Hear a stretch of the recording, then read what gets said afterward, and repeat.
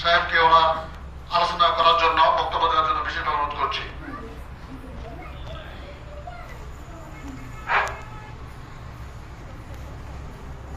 ধন্যবাদ প্রধান শিক্ষক জনাব মামুন হাসানকে আমাকে সুযোগ দেওয়ার জন্য। আজকে মহান 26শে মার্চ বাঙালি জাতির ইতিহাসে একটি হৃদয় বিদারক দিন। কারণ এই দিনে আমি প্রথমে শ্রদ্ধার সাথে স্মরণ করছি মহান স্বাধীনতা স্থপতি জাতির জনক বঙ্গবন্ধু শেখ মুজিবুর রহমানকে।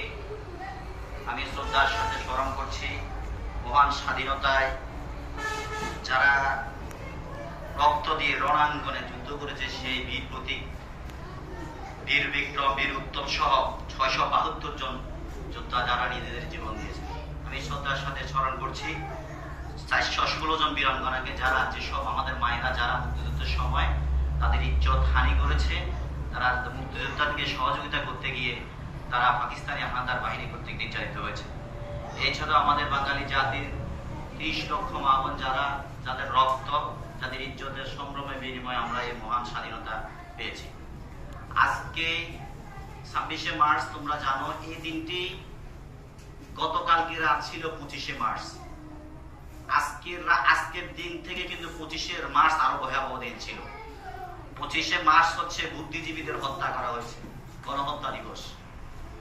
25শে মার্চের কালো রাত্রিতে পাকিস্তানি হানাদার বাহিনী সারা বাংলাদেশে, পূর্ব পাকিস্তানের যত বুদ্ধিজীবী ছিল, শিক্ষক ছিল, জ্ঞানী গুণী ইঞ্জিনিয়ার, বিশ্ববিদ্যালয়ের অধ্যাপক থেকে শুরু করে কলেজের শিক্ষক, ডাক্তার, তারা ভেবেছিল, পাকিস্তানিরা ভেবেছিল এই দেশের যদি বুদ্ধিজীবী মানুষদেরকে হত্যা করা হয়, যদি বেঁচে বেঁচে তারা শিক্ষিত জাতিকে যদি হত্যা করা হয়, তাহলে পূর্ব পাকিস্তানিরা তাহলে স্বাধীনতার যে স্পৃহা, স্বাধীনতার যে আমাদের যে ইচ্ছা, যে শক্তি, সেটা আমাকে দাবিয়ে রাখতে পারবে। কিন্তু তাদের সেই চেষ্টা সম্পূর্ণ ব্যর্থ হয়। তারা কিন্তু 25শে মার্চের কালো রাত্রিতে তারা হত্যাযজ্ঞ, নৃশংস হত্যাযজ্ঞ চালিয়েছিল। তোমরা জানো সেই রাত্রিতে যারা হত্যা হয়েছে, এখনো অনেকের লাশ, এখনো লাশ পাওয়া যায় না। যেমন শহীদ জহির রাহান সহ আরো অনেকে আছে যাদের লাশ এখনো কোথায় আছে তারা তাদের পরিবারও জানে। এই রাত্রিতে তারা হত্যা করার পরে বাঙালি জাতি জেগে উঠেছে। জেগে উঠার পরে সারা বাংলাদেশে তুমুল যুদ্ধ শুরু হয়। এই 26শে মার্চ থেকে এই যুদ্ধ শুরু হয়। সেই যুদ্ধ 9 মাস চিরস্থায়ী হয়। 9 মাস পরে আমরা আমাদের বিজয় লাভ করি। সেই বিজয়ের মাধ্যমে আমরা একটি স্বাধীনতা পাই, একটি আমরা পতাকা পাই। 9 মাস যুদ্ধের মাধ্যমে পাকিস্তানি হানাদার বাহিনীদের বিরুদ্ধে বাঙালির জনগণ, কৃষক শ্রেণী সহ সকল স্তরের জনগণ তাদের যে যা কিছু ছিল তা নিয়ে ঝাঁপিয়ে পড়েছিল। আর এই দিনটি আমাদের জন্য খুবই মাইলফলক। এই জন্য আমাদের ছাত্রছাত্রীরা এই দিবসগুলো সম্বন্ধে জানতে হবে। আমাদের এই যে তুমি যে কিছুক্ষণ আগে একটা মেয়ে বক্তব্য দিছো, যে সালগুলোর কথা বলেছ, এগুলো সম্বন্ধে আমাদেরকে জানতে হবে। প্রত্যেকটা সালের কিন্তু অর্থ আছে। এগুলা প্রত্যেকটা সালের কোন সালে কি হয়েছিল এগুলা কিন্তু জানার জন্য একজন ছাত্রের জন্য কর্তব্য। আর এটা কিন্তু শুধু এখন না, জীবনের শেষ ডিগ্রি অর্জন পর্যন্ত, মাস্টার ডিগ্রি কমপ্লিট পর্যন্ত এটা তোমাকে জানা রাখতে হবে। কারণ প্রত্যেকটা পরীক্ষার সময় কিন্তু তোমাকে এই প্রশ্নগুলো আসবে। তোমার 66-এ কি হয়েছিল, 52 কি হয়েছিল, 69-এ কি হয়েছিল, এই বিষয়গুলো কিন্তু 71-এ কি হয়েছিল, 47-এ কি হয়েছিল, এই বিষয়গুলো আমাদেরকে জানতে হবে। এটা আমাদের ইতিহাস, এটা বাঙালি জাতির ইতিহাস। আমরা আমাদের ইতিহাসকে ভুলে গিয়ে অন্য কোনো কালচার, অন্য কোনো সংস্কৃতিতে আমরা যাই, আমরা আমাদের বাঙালি সেই স্বাধীনতার স্বাদ অর্জন করতে পারবো না। আজকে আমাদের এই কাইচুরি আইডিয়াল হাই স্কুল কর্তৃক যে এই অনুষ্ঠানটা হাতে নেওয়া হয়েছে, এই জন্য আমি আমাদের যারা এটার সাথে জড়িত, আমাদের প্রধান শিক্ষক সহ আরো যারা আছে আমাদের কমিটির সদস্যবৃন্দ, সবাইকে আমি আন্তরিকভাবে ধন্যবাদ জানাচ্ছি। পাশাপাশি স্কুলের টিচার যারা আছে তাদেরকেও ধন্যবাদ জানাচ্ছি।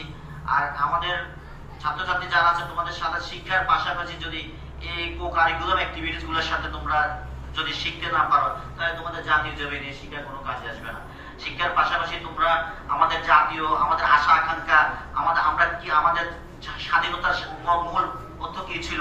আমরা ক্ষুধা বঞ্চনা, আমরা ক্ষুধা দারিদ্র মুক্ত বাংলাদেশ, অর্থনৈতিক বৈষম্য মুক্ত বাংলাদেশ, এরকম একটি স্বাধীন বাংলাদেশ আমরা চেয়েছিলাম।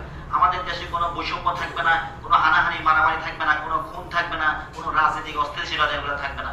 এই জন্য মূলত আমাদের জাতির জনক বঙ্গবন্ধু শেখ মুজিবুর রহমান সহ যারা স্বাধীনতার জন্য ত্যাগ করেছে, যাদের জীবন দিয়েছে, তারা কিন্তু তাদের এই একটি স্বাধীন দেশের জন্য, একটি স্বাধীন মানচিত্রের জন্য তারা যুদ্ধ করেছে।